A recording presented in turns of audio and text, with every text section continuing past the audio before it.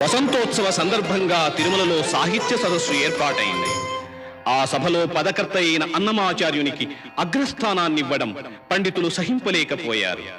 పండితుల ఆక్షేపణలను ఖండిస్తూ అన్నమయ్య మనుమడు చినతిరుమలయ్య ఆ పాటల ఔన్నత్యాన్ని చాటాడు. శృతులై శాస్త్రములై పురాణ కథలై సుజ్ఞాన సారంబులై యతి లోకాగమ వీధులై